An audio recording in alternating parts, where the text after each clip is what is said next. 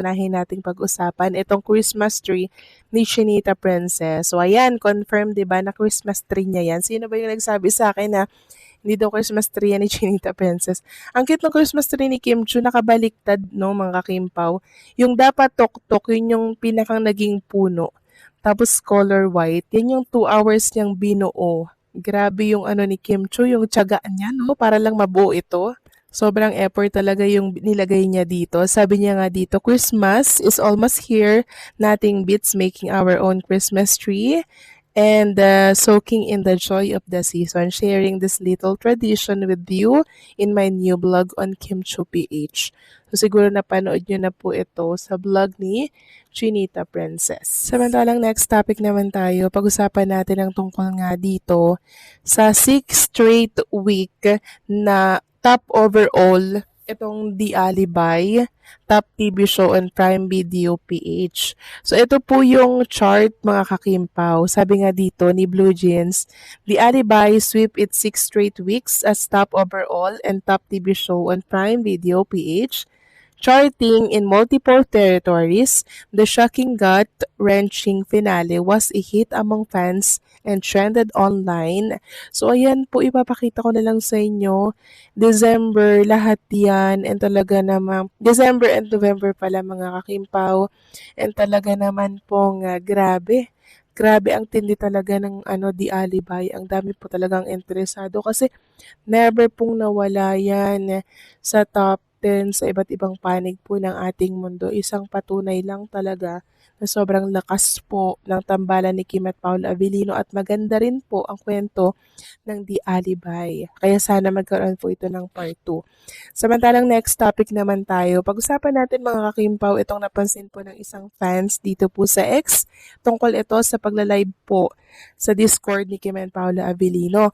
Sabi po niya, pansin ko to after mag-lag, nag-off ng cam, then pag on ng cam, nag-check ng phone si Kim, maya-maya sabay nagsabi na, mag-8 na daw pala, tapos last 4 question na daw.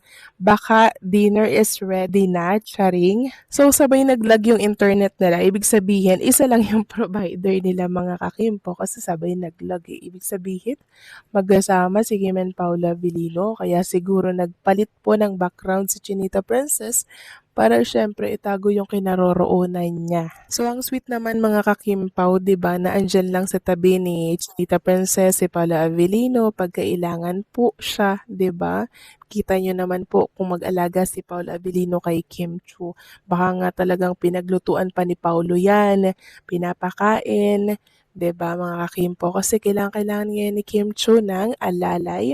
Masama po ang kanyang pakiramdam, may sakit, may lagnat, kaya kailangan po ng kispirin at yakapsul ni Paula Avellino. 'Di ba? Yun lang po yung makakapagpagaling kay Chinita Princess. Siguro naman alam niyo na po yung kispirin, no?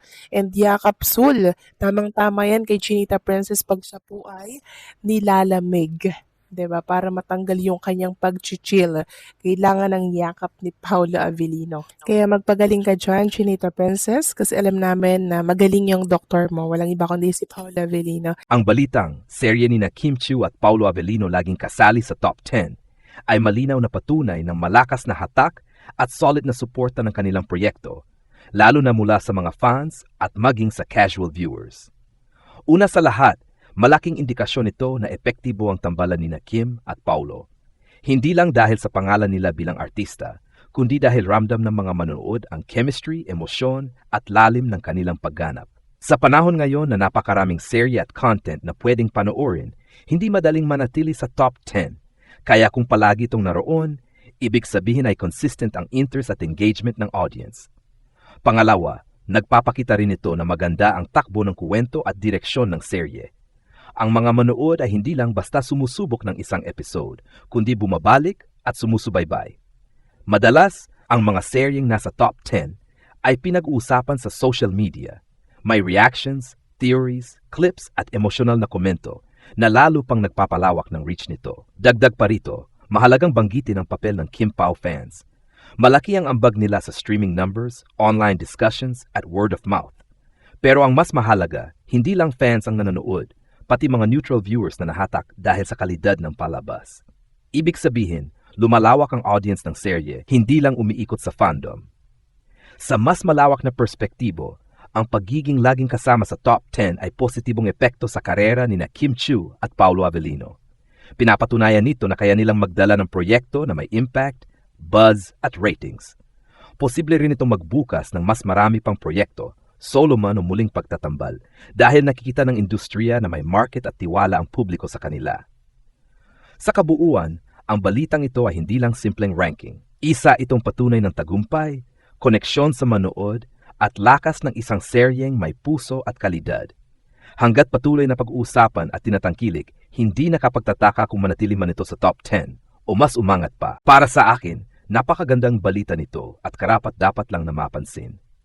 Ang pagiging laging kasali sa top 10 ng serye ni Kim Chiu at Paulo Avellino ay malinaw na patunay na tinatangkilik at sinusubaybayan talaga ito ng mga manonood. Ipinapakita nito na hindi lang basta hype ang tambalan nila, kundi may kalidad ang palabas, mula sa istorya, direksyon, hanggang sa pagganap ng mga bida. Sa dami ng mapapipiliang panoorin ngayon, mahirap manatili sa top 10 kung hindi ka talaga nakakuha ng interes at emosyon ng audience. Ibig sabihin, may koneksyon ng serye sa puso ng mga manonood. Malaki rin ang papel ng solid na suporta ng mga fans, lalo na ng Kim Pao supporters na walang sawang nagbabahagi, nagpo-promote at nagbibigay ng positibong feedback.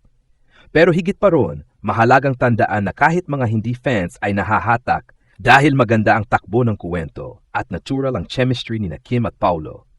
Sa kabuuan, ang balitang ito ay simbolo ng tagumpay ng serye at ng tambalan. Patunay ito na kapag pinhandaan at binigyan ng puso ang isang proyekto, makikita at mararamdaman iyon ng publiko. Kung magpapatuloy ang ganitong suporta at kalidad, hindi na nakapagtataka kung mas lalo pa itong pag-usapan at manatiling relevant sa mga susunod na araw. Heto ang mas detalyado at mahaba kong reaction tungkol sa balitang serye ni Kim Chiu at Paulo Avellino laging kasali sa top 10. Una sa lahat, ang pagiging palaging kasama sa top 10 ay malinaw na patunay ng tagumpay ng serye. Sa dami ng streaming platforms at palabas na pwedeng panoorin ngayon, hindi biro ang manatiling mataas sa ranking. Nangangahulugan ito na may matibay na engagement ang audience. Hindi lang basta nanonood, kundi aktibong sumusubaybay, nagbabahagi ng reactions at nakikibahagi sa diskusyon sa social media. Ang ganitong level ng suporta ay hindi lang dahil sa sikat ang mga artista, kundi dahil sa maganda ang kalidad ng palabas, mula sa kwento, direksyon, cinematography hanggang sa acting ni Kim at Paulo. Ang tambalan ni Kim Chiu at Paulo Avellino ay isa ring malaking factor. Hindi lang nila naipapakita ang kanilang acting skills, kundi ang chemistry nila ay ramdam ng mga manonood. Kapag may palabas na natural ang koneksyon ng mga bida, mas nagiging engaging ang bawat eksena, lalo na kung may emotional o dramatic na mga moments. Dahil dito, kahit hindi ka fan ng dalawa, mahihikayat kang panoorin ang bawat episode. Bukod pa rito, napakalaking tulong ng fans sa tagumpay ng serye. Ang Kim Pao supporters ay kilala sa pagiging loyal at aktibo, palaging nagpo-post ng fan art, reactions at theories sa social media. Ang ganitong community support ay nagbibigay ng buzz at nagiging viral ang mga eksena na lalong nagdadala ng bagong viewers. Pero mas mahalaga, ang serye mismo ang may substance at quality, kaya kahit casual viewers ay napapahook at nagiging regular audience. Sa mas malawak na perspektibo, ang patuloy na pagiging top 10 ay nagpapakita ng impact ng tambalan ni Kim at Paulo sa industriya. Ipinapakita nito sa producers, directors, at networks na may market sila. At kaya nilang magdala ng palabas na may parehong ratings, engagement at buzz. Ito rin ay malaking boost sa career nila. Nagpapakita na kailang maghatid ng proyekto na mataas ang kalidad at tinatangkilik ng publiko. Sa kabuuan, ang balitang ito ay hindi lamang simpleng datos o ranking. Isa itong patunay ng tagumpay, talento at koneksyon sa manood. Nagpapakita rin ito na kung may tamang timpla ng kwento, performance at fan support, ang isang serye ay kayang manatili sa spotlight. Sa huli, ang mga fans ay masaya, ang mga artista ay validated sa kanilang trabaho, at ang industriya ay nakikitang may potensyal na palabas na talagang may puso at kalidad. Bukod sa pagiging laging kasama sa top 10, pwede pang idagdag sa balitang ito ang ilang perspektibo at detalye na magpapalalim sa pag-unawa sa tagumpay ng serye. Impact sa social media. Malamang, Maraming eksena o moments sa serye ang nagiging trending online. Ang mga clips, memes at fan reactions ay nagiging bahagi ng pag-promote ng palabas at nagpapakita ng aktibong engagement ng audience, hindi lang sa TV o streaming platform, kundi pati sa social media. 2. Feedback mula sa fans at viewers. Bukod sa ranking, pwede rin i-highlight kung ano ang sinasabi ng fans. Nag-enjoy ba sila sa storyline? Ano ang kanilang favorite scenes? Ang ganitong feedback ay nagbibigay ng mas personal at human na dimensyon sa balita. 3. Tagumpay para sa career ni Kim at Paulo. Ang consistent na top 10 ranking ay proof ng kanilang marketability at talent. Ito ay magandang reference para sa mga producers at networks na pwedeng magbigay ng mas maraming proyekto sa kanila. 4. Pagpapakita ng chemistry at quality ng serye. Maari ding idagdag ng kwento, direksyon at acting nila ay malaking dahilan kung bakit nananatili sa top 10 ang serye. Hindi lang popularity ng mga artista ang factor, kundi ang kabuuang kalidad ng palabas. 5. Posibleng international na audience. Kung available ang serye sa streaming platforms, pwede rin banggitin na nakaabot na ito sa ibang bansa at ang top 10 ranking ay pwedeng sumalamin sa global appeal ng tambalan ni Kim at Paulo. Sa madaling salita, pwede nating igdag sa balita na ang tagumpay ng serye ay hindi lang sa numero, kundi sa epekto nito sa fans, industry, at posibleng international reach.